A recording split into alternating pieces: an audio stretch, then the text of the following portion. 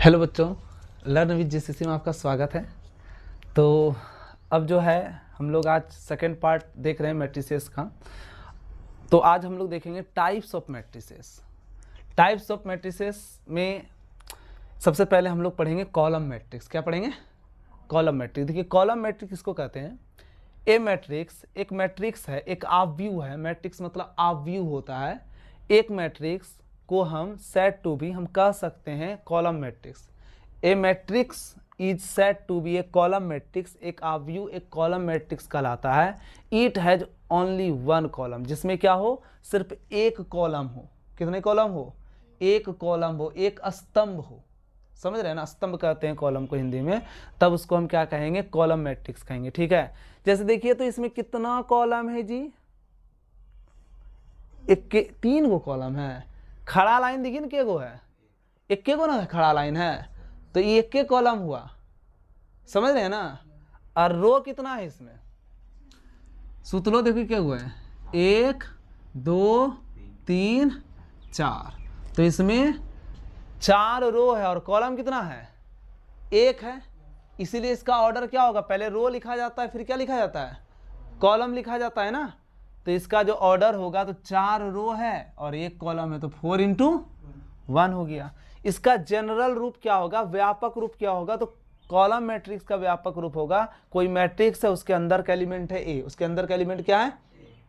आई into जे। आई क्या है? रो। जे क्या है? कॉलम। तो उसमें क्या होगा भाई? तो आपका जो है ना, रो तो कई हो सकता है। देखो एम का मतलब कितने भी रो हो सकते हैं। जैसे हम 4 रो बनाए तो और एक नीचे लिख देंगे, 5 हो जाएगा, 6 7 8, कई तरह का रो बन सकता है इसमें। लेकिन कॉलम हमेशा फिक्स है कि एक के कॉलम रहेगा, इसलिए एम गुना 1 लिखे। ठीक है ना? ये जो column matrix of order M into 1। यहाँ तक समझने में कोई दिक्कत है?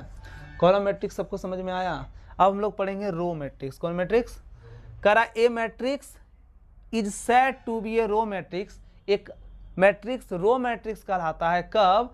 If it has only one row, जिसमें सिर्फ केवल एक रो हो, एक पंक्ति हो, तो उसको हम क्या कहते हैं? रो मैट्रिक्स कहते हैं। कौन मैट्रिक्स कहते हैं? रो मैट्रिक्स कहते हैं। जैसे कि देखिए इसमें पूछेंगे कितना रो और कितना कॉलम है, तो ओनली देखिए कितना सूतल है। सूतल लाइन में देखिए एक के गो सूतल लाइन में, मतलब ऐसे हॉरिजेंटल में एक ही है ना, एक ही हॉरिजेंटल में है ना, तो ओनली वन रो हो गया। लेकिन कॉलम देखिए खड़ा केट हो सकता है, 1 2 3 4, 4 कॉलम बनेगा। कितने कॉलम बनेंगे? 4 कॉलम। रो कितने बनेंगे? ओनली 1। समझ रहे हैं ना? तो इसका हम पहले क्या लिखते हैं? ऑर्डर क्या है लिखने का? क्या है? पहले रो फिर कॉलम। तो क्या लिखेंगे? 1 इंटू 4। ये आपका एक रो मैट्रिक्स हो गया। इसका व्यापक रूप क्या होगा? मान लीजिए कोई मैट्रिक्स बी है, उसके अंदर का एलिमेंट है बी, छोटी बी, तो पहले रो फिर कॉलम, आई इंटू जे। तो देखिए रो तो मेरा एक ही बनेगा, कॉलम बढ़ सकता है। 3 के बाद और कोई संख्या लिख देंगे, और कोई संख्या लिख देंगे, और कोई संख्या लिख देंगे, तो कॉलम बढ़ सकता है। कॉलम बढ़ सकता है ना, लेकिन रो तो एक ही रहेगा, इसलिए एक हो गया। लेकिन कॉलम बढ़ सकता है, इसलिए इसकी जगह क्या लिख दिया हम? एन लिख दिए। कोई दिक्कत? समझ में आया? चलिए आगे बढ़ते हैं, नोट कीजिए इसको। चलिए टाइप्स ऑफ मैट्रिक्सेस में हम लोग तीसरा टाइप देखेंगे। क्या लिखा हुआ? Square matrix. कौन सा मैट्रिक्स है? यस। कितना सुंदर मैट्रिक्स है ये। सबसे ज़्यादा सवाल इसी से बनते हैं, और सबसे बार बार पूछा जाने वाला जो क्वेश्चन बनता है इसी से बनता है।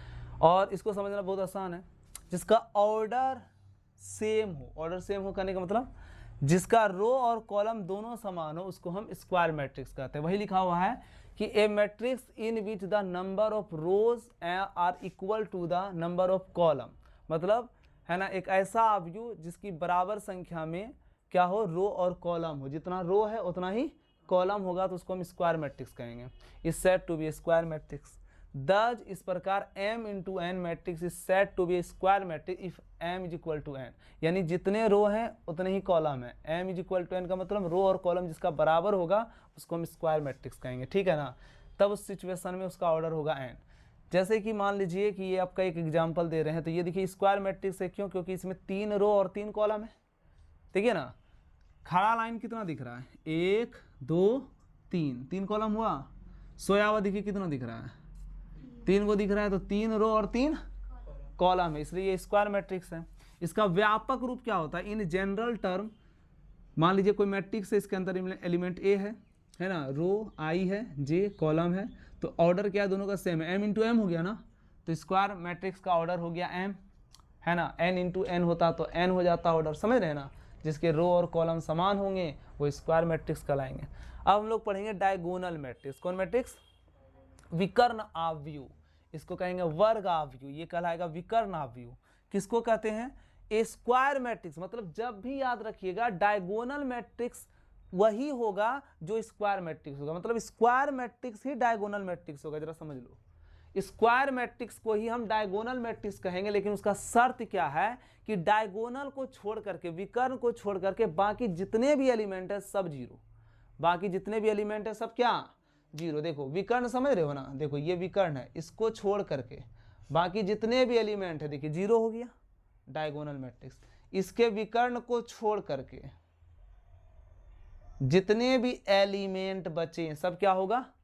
जीरो होगा, तो वो कहलाएगा डायगोनल मैट्रिक्स। तो डायगोनल मैट्रिक्स कौन होगा? स्क्वायर मैट्रिक्स ही डायगोनल मैट्रिक्स हो सकता है। इसलिए इसका डेफिनेशन स्टार्ट है a square matrix B is equal to matrix Bij m into m, मतलब square matrix is said to be a diagonal matrix if all its non diagonal element, मतलब जो कि विकर्ण, वो विकर्ण वाले जो एलिमेंट है, जो तत्व हैं, वो क्या हो? जीरो हो।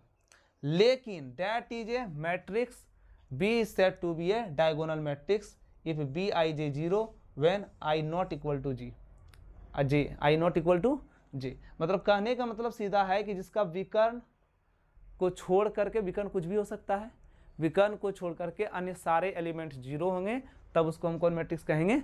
डायगोनल मैट्रिक्स कहेंगे, ठीक है। और डायगोनल मैट्रिक्स स्क्वायर मैट्रिक्स ही बनेगा, ठीक। चलिए नेक्स्ट मैट्रिक्स में हम चलते हैं। चलिए नेक्स्ट टाइप है टाइप नंबर 5, स्केलर मैट्रिक्स। अदिश आव्यूह इसको कहते हैं, ठीक है ना। What is scalar matrix? देखिए स्केलर मैट्रिक्स उसको कहेंगे, अदिश आव्यूह उसको कहेंगे जिसमें जिसमें जिसमें जिसमें जिसमें डायगोनल मैट्रिक्स आप पढ़े ना, स्क्वायर मैट्रिक्स डायगोनल मैट्रिक्स है जिसका डायगोनल, जिसका विकर्ण जो है उसमें एलिमेंट हो, उसमें एलिमेंट हो। तो इसमें एलिमेंट है लेकिन सारे एलिमेंट क्या है? एक जैसे हैं, यस, तब उसको कहेंगे कौन मैट्रिक्स? Scalar matrix. अदिश आव्यूह कहेंगे जिसके सभी विकर्ण आपस में, विकर्णों में जो एलिमेंट है, विकर्णों में जो एलिमेंट है वो समान होगा, उसको हम स्केलर मैट्रिक्स। अच्छा बता सकते हो तुम इस मैट्रिक्स का ऑर्डर क्या है? कितने रो और कितने कॉलम है? देखिए एक ही रो है, एक ही कॉलम है, तो इसका ऑर्डर हो गया 1 इंटू 1। इसमें कितने रो और कितने कॉलम है? 2 रो है और 2 कॉलम है, 2 इंटू। इसमें कितने रो और कितने कॉलम है? 3 रो है और 3 कॉलम है। सब स्क्वायर मैट्रिक्स है ना। वैसा स्क्वायर मैट्रिक्स जिसके विकर्णों के एलिमेंट एक समान हो, जिसके विकर्णों के एलिमेंट एक समान हो और बाकी जितने भी एलिमेंट हैं वो सब जीरो हो, बाकी जितने भी एलिमेंट है वो सब क्या हो? जीरो हो, तो उसको हम स्केलर मैट्रिक्स कहते हैं। अब देखिए तत्समक आव्यूह किसको कहते हैं? तो एक स्क्वायर मैट्रिक्स, एक वर्ग आव्यूह जिसके डायगोनल में जितने भी एलिमेंट है ओनली 1 1 1 1 हो। देख रहे हैं डायगोनल में एलिमेंट, देख रहे हैं कितना है? सिर्फ एक है। डायगोनल में एलिमेंट देख रहे हैं कितना है? सिर्फ एक है, तब उसको हम कहेंगे आइडेंटिटी मैट्रिक्स। दोनों में अंतर है ना। इसमें क्या होगा? एक नहीं होगा, इसमें कुछ भी हो सकता है, हाँ, लेकिन समान होगा। और इसमें क्या होगा? सिर्फ और सिर्फ डायगोनल में जो एलिमेंट होगा सिर्फ एक होगा, ठीक है। हो गया, बहुत आसान था। जीरो मैट्रिक्स क्या है? देखो, हाँ सब जीरो, यस। जीरो मैट्रिक्स क्या होगा? जिसको नल मैट्रिक्स भी कहते हैं, जिसमें सभी एलिमेंट जीरो हो। किसी मैट्रिक्स के अंदर अगर सभी एलिमेंट क्या हो? जीरो हो, तो उसको हम कहते हैं जीरो मैट्रिक्स, ठीक है। एक लास्ट बचा है इक्वल मैट्रिक्स, नोट कीजिए इसको। देखिए टाइप क्या है? Equality of matrices. ये बहुत इंपॉर्टेंट है क्योंकि इससे डायरेक्ट क्वेश्चन पूछता है, ठीक है ना। इक्वलिटी ऑफ मैट्रिसेस का मतलब क्या होता है कि टू मैट्रिसेस, डिफिनेशन क्या है? Two matrices A is equal to इतना, बी इज इक्वल टू इतना, are said to be equal. मतलब ए मैट्रिक्स और बी मैट्रिक्स इक्वल कहलाएंगे। कब कहलाएंगे? सबसे पहले तो उसका ऑर्डर सेम होना चाहिए।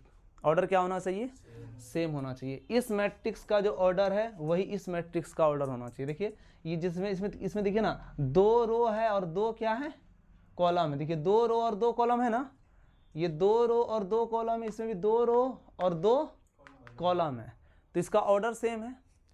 ये दोनों मैट्रिक्स का ऑर्डर क्या है, सेम है। तो सबसे पहले ऑर्डर सेम होना चाहिए।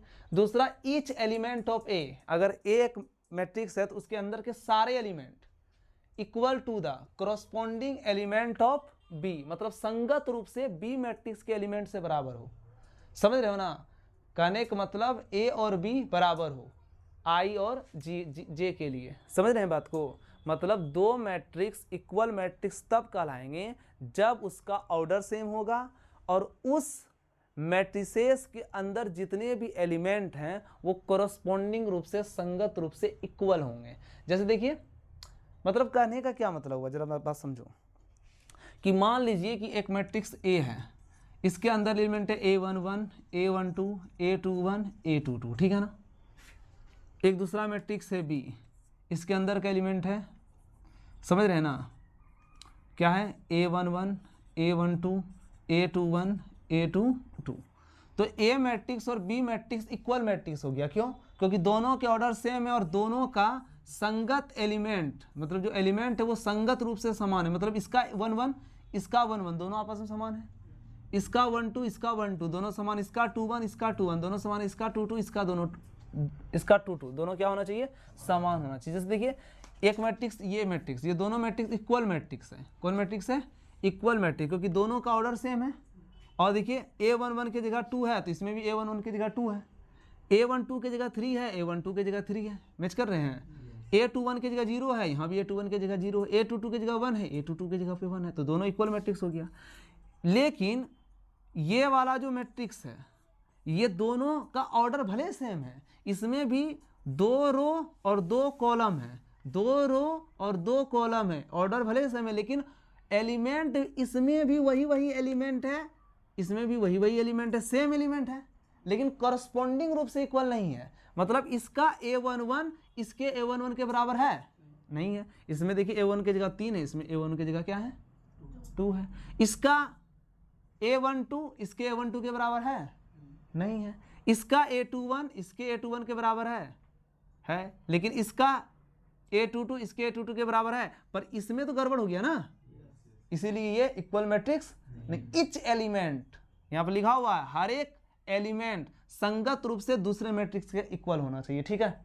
चलिए आगे बात करते हैं। जैसे एक क्वेश्चन है, एक मैट्रिक्स है जिसके अंदर ये एलिमेंट है, एक मैट्रिक्स ये है, इसके अंदर ये एलिमेंट है, तो आपसे पूछ रहा है XYZ ABC का वैल्यू निकालिए, ठीक है ना। तो दोनों इक्वल मैट्रिक्स है, कह रहा है इफ ये मैट्रिक्स और ये मैट्रिक्स दोनों इक्वल मैट्रिक्स है, तो सिंपल x का वैल्यू कितना हो जाएगा, -1.5, y का वैल्यू क्या हो जाएगा 0, z का वैल्यू क्या हो जाएगा 2, a का वैल्यू क्या हो जाएगा √6, b का वैल्यू क्या हो जाएगा 3, c का वैल्यू क्या हो जाएगा 2। निकाल लोगे, हो जाएगा, ठीक है। तो मिलते हैं नेक्स्ट क्लास में, तब तक आप लोग तैयारी करते रहिए। थैंक यू, धन्यवाद।